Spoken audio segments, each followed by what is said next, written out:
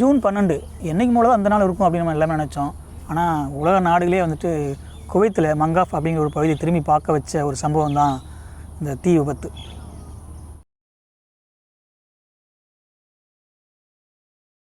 அந்த குவைத்தில் நடந்த தீ விபத்தை பார்க்குறதுக்கு முன்னாடி குவைத் நாட்டை பற்றி ஒரு சின்ன விளக்கம். இது வந்து ஆக்சுவலாக ஒரு வளைகுடா நாடு, மிடில் ஈஸ்ட்டில் இருக்கக்கூடியது. அதாவது ஈரான், ஈராக் இந்த 2 நாடுகளை சுற்றி இது பார்டராக இருக்கக்கூடியது அந்த குவைத்து. இது வந்து உலகத்தில் 5வது பணக்கார நாடு.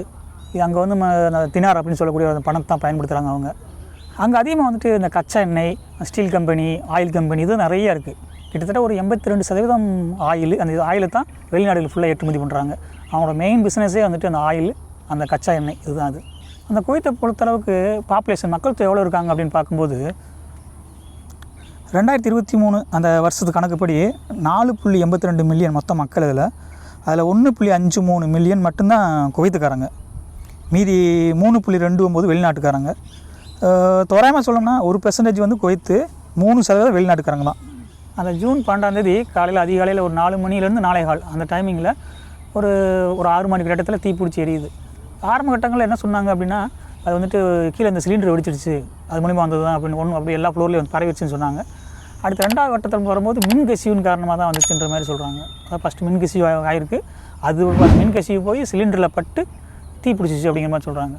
அந்த பில்டிங் வந்துட்டு ஒரு 6 மாடி ஃப்ளோர், அது கட்டடம். அது கீழே அந்த மேலே ஆளுங்க நிறையா இருக்காங்க, தூங்கிட்டு இருக்காங்க. அது தங்குற இடம் தான். அது வெளிநாட்டில் வேலை செய்கிறாங்கல்ல, ஸோ அவங்க தங்குற இடம் தான் அது.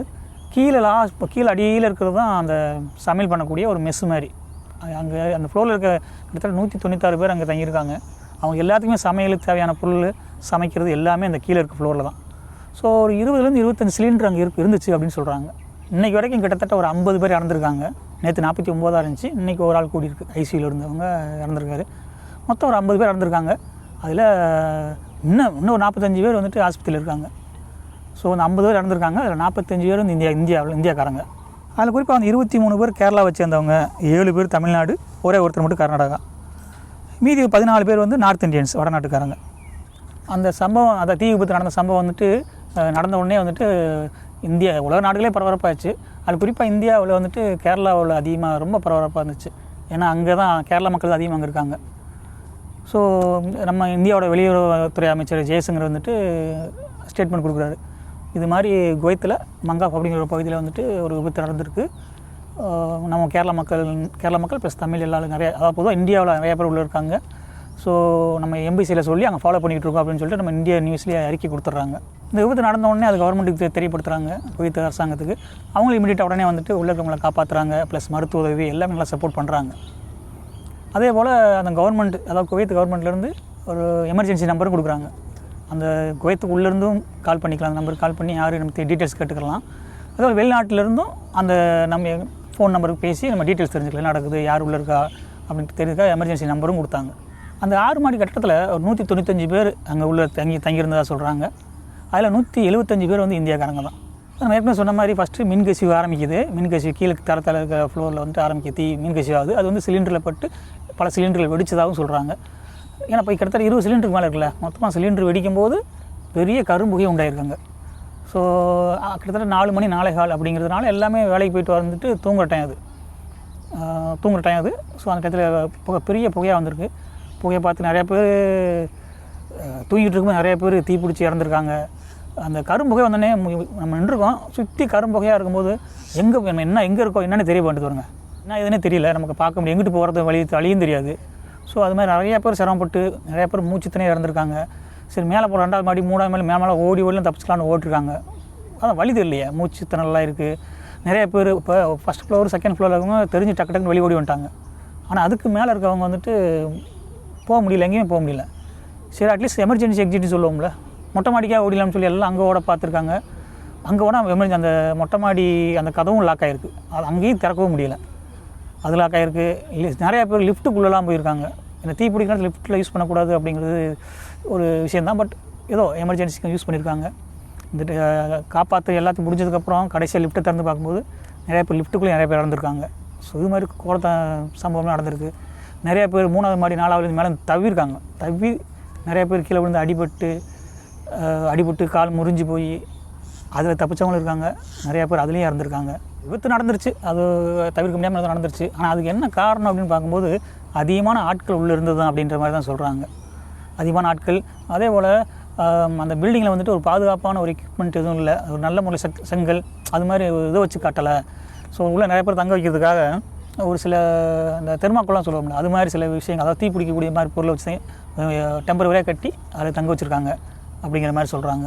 இதில் என்ன ஒரு ஆறுதலான ஒரு விஷயம் அப்படின்னா, பொதுவாக வெளிநாட்டில் இறந்துட்டாலே அந்த பாடி ஊருக்கு வந்து சேர்கிறதுக்கு ரொம்ப நாள் ஆகும்.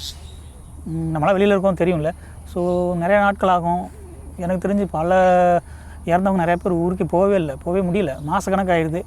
இந்த கவர்மெண்ட் அந்த கவர்மெண்ட்டை பேசி நிறையாவது பாடி ஊருக்கே போகாது. ஸோ இங்கேயே அடக்கம் பண்ணுறதெல்லாம் நம்ம நிறையா கேள்விப்பட்டிருக்கோம்.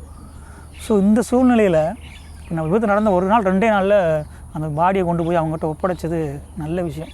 அது Tamil Nadu government plus central government இந்த ஒரு விஷயத்தை நம்ம கண்டிப்பாக பாராட்டி ஆகணும். அந்த இறந்தவங்களுக்கு அந்த குவைத் நாட்டிலேருந்து ஒரு அதாவது நிவாரணம் சொல்லியிருக்காங்க. அதாவது ஒவ்வொருத்தருக்கும் 8 லட்சம் கொடுக்குறதா சொல்லியிருக்காங்க.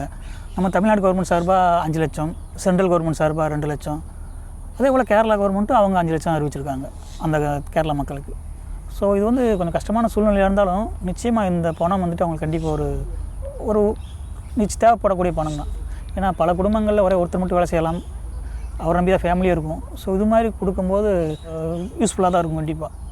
இப்போ நம்ம தமிழ்நாட்டை பொறுத்தளவுக்கு ஒரு 7 பேர் இருந்தாங்கன்னு சொன்னோம்ல, அவங்க யார் அப்போ லிஸ்ட்டுன்னு பார்க்கும்போது இந்த தூத்துக்குடியை சேர்ந்தவர் வீராசாமி மாரியப்பன், கடலூரை சேர்ந்த கிருஷ்ணமூர்த்தி சின்னத்துறை, சென்னையை சேர்ந்த கோவிந்தன் சிவசங்கர், அப்புறம் விழுப்புரத்தில் முகமது ஷெரீஃபு, ராமநாதபுரத்தில் கருப்பணன் ராம் அப்படின்னு சொல்லிட்டு ஒருத்தர், திருச்சியில் வந்துட்டு எபினேசன் ராஜ், அப்புறம் தஞ்சாவூரில் ரிச்சர்ட் ராய் அப்படின்னு சொல்லிட்டு 7 பேர் தான் இறந்தது.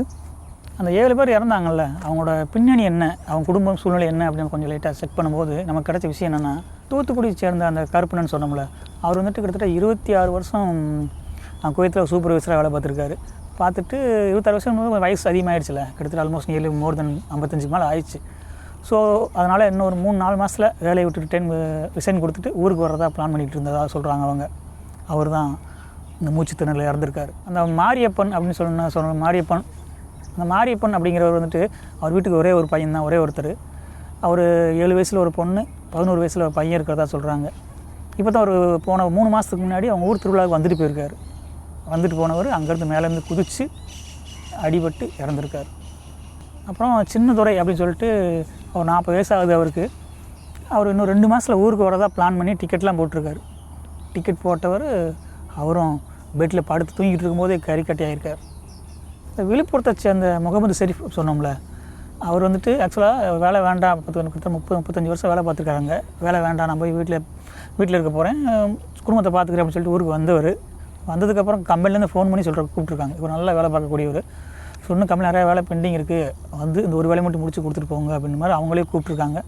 ஸோ அதனால் இவர் ஒரு 3 மாதத்துக்கு முன்னாடி தான் இந்தியாவிலேருந்து குவைத்து போயிருக்கார். போயிட்டு இந்த ஜூன் 27 அவர் வேலையெல்லாம் முடிச்சுட்டு ரிட்டர்ன் வர்ற மாதிரி டிக்கெட்டும் போட்டிருக்காரு. இன்னும் 10 நாள் கூட இல்லை, 10 நாள் அவர் ஊருக்கு வரதா பிளான், டிக்கெட்டும் போட்டிருக்காரு. அவரும் இந்த மூச்சுத்திணறலில் இறந்துருக்கார். அப்புறம் அந்த கேரளாவை சேர்ந்த ஆபிரகாம்னு சொல்லிட்டு ஒருத்தர் இருக்கார், அவர் இறந்துருக்காரு. அவரை பற்றி விசாரிக்கும்போது அவர் வயசு ரொம்ப கம்மி தான், 29 வயசு தான் சொல்கிறாங்க. அதுக்குள்ளேயே ஓரளவுக்கு நல்லா வேலை பார்த்து ஓரளவுக்கு நல்லா சம்பாரித்து ஊரில் வீடு கட்டியிருக்காரு, சொந்தமாக வீடு கட்டியிருக்காரு. வர ஆகஸ்ட் மாதம் வந்துட்டு வீடு திறப்பு விழா ஓப்பனிங் வச்சுருக்காரு. இன்விடேஷன்லாம் அடித்து நிறையா ரெடி பண்ணி வச்சுருக்காங்க, இன்னும் கொடுக்கல, அடித்து வச்சுருக்காங்க. அதே போல் புது கார் வாங்கணும்னு சொல்லி ஷோரூம்லாம் நிறையா ஷோரூமில் பேசி வச்சுருக்காராம். அந்த வீடு திறப்பு விழா ஓப்பன் பண்ணிட்டு கார் வாங்குற மாதிரி பிளான். ஸோ அவரும் இந்த விபத்தில் இறந்துருக்கார். இப்போ இறந்த இத்தனை பேத்தில் எல்லாமே யாருமே வந்துட்டு பெரிய சூப்பர்வைசர், அதாவது மேனேஜரோ இல்லை பெரிய ஹையர் அத்தாரிட்டியோ ஒயிட் கலர் ஜாப்போ கிடையாது. எல்லாமே நார்மலான வேலைக்கு போனவங்க தான் அவங்க. ஏதோ ஒரு கனவோடு தானே போயிருப்பாங்க.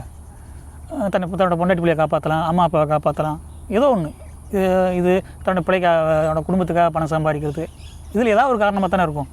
ஒருத்தரெல்லாம் திருச்சி நினைக்கிறேன், திருச்சியில் நியூஸில் வந்துருந்துச்சு, நேற்று முந்தாள் உடம்பு வருது, அந்த ஓப்பன் பண்ணுறாங்க, திறக்கும்போது ரொம்ப ஒரு கெட்ட ஸ்மெல்லே அடிச்சிச்சுன்னு சொல்கிறாங்க. ஸோ அந்த நேரத்தில் அந்த 11 வயசு குழந்தைவங்களுக்கு இருக்குது, அவங்களோட மனநிலை எப்படி இருக்குன்னு பாருங்கள். இந்த தீ விபத்து, அதாவது இப்போ கொஞ்சம் 2-4 வருஷத்துக்கு முன்னாடி இந்த ரணசிங்கம் ஒரு படம் வந்துச்சு, அதில் நல்லா சொல்லியிருப்பாங்க. வெளிநாட்டில் வேலை செஞ்சுட்டு இறந்துட்டா பாடி ஊருக்கு வந்து சேரல எவ்வளோ சிக்கல் இருக்குன்னு சொல்லிட்டு ஒரு படத்தில் காட்டியிருப்பாங்க. அதே போல் இப்போ கொஞ்சம் நாளைக்கு முன்னாடி இந்த ஆடு ஜீவிதம்னு சொல்லிட்டு ஒரு மலையாள படம் வந்துருந்துச்சு. பிருத்திவிராஜ் நினைக்கிறேன் ஹீரோ, அவர் நடித்த படம், அதுலேயும் காட்டியிருப்பாங்க. என்ன படம் வந்தாலும் இதில் என்ன விஷயம், சுவாரஸ்யமான விஷயம் அப்படின்னு சுவாரஸ்யம்னு சொல்ல முடியாது. இதில் என்ன விஷயம்னா, இப்போது அந்த விபத்து நடந்திருக்குல்ல, அந்த பில்டிங்கோட ஓனர் தான் அந்த ஆடு ஜீவிதம் படத்தோட ப்ரொடியூசர். ஒரு 6-7 பேர் அந்த படத்தோட ப்ரொடியூசர், தயாரிப்பாளர். அதில் இவரும் ஒரு முக்கியமான ப்ரொடியூசராக இருக்கார். ஸோ அவள் வெளிநாட்டில் நடக்கிற கஷ்டத்தை பற்றி அந்த படத்தில் ஓப்பனாக வெளிப்படையாக சொன்ன அவர் வச்சுருக்க பில்டிங்கில் தான் இவர் விபத்து நடந்திருக்கு. மெயினாக வந்துட்டு ஆள் அதிகமாக வச்சது அந்த பாதுகாப்பு எக்யூப்மெண்ட்ஸ் இல்லாத தான் காரணம் அப்படின்னு சொல்கிறாங்க. பட் இன்னும் அடுத்தடுத்த கட்டங்களில் விசாரணை இதெல்லாம் பார்க்க இன்வெஸ்டிகேஷன் நடக்கும்போது அது குவைத் கவர்மெண்ட் ப்ராப்பராக அறிவிக்கும் போது தான் ஃபுல் டீட்டெயில்ஸ் வரும். மற்ற சாதாரண ஒரு சின்ன ஆக்சிடென்ட் நடக்கும், எவ்வளவோ விபத்துகள் பார்க்குறோம், கேள்விப்படுறோம்ல, அது மாதிரி இது ஈஸியாக அவளை கடந்து போக முடியாது. இது வந்து கிட்டத்தட்ட மனித உரிமை மீறல் அப்படிங்கிற மாதிரி தான் எடுத்துக்க வேண்டியது இருக்குது. வேறு என்ன சொல்ல முடியும், அது நடந்த விஷயத்தை நம்ம பேசுகிறோம், அவ்வளோதான். ஏன்னா அது வெளிநாட்டில் வேலை செய்கிறவங்க கொஞ்சம் பாதுகாப்பாக இருங்க, வேறு என்ன சொல்ல முடியும். நம்ம பாதுகாப்பாக தான் இருப்பாங்க, அவங்க பாதுகாப்பாக தான் இருப்பாங்க. ஆனால் வச்சுருக்க அந்த முதலாளிகள் கொஞ்சம் கவனம் எடுத்துக்கணும். ஏன்னா உங்களை நம்பி தான் நாங்கள் வர்றாங்க வேலைக்கு.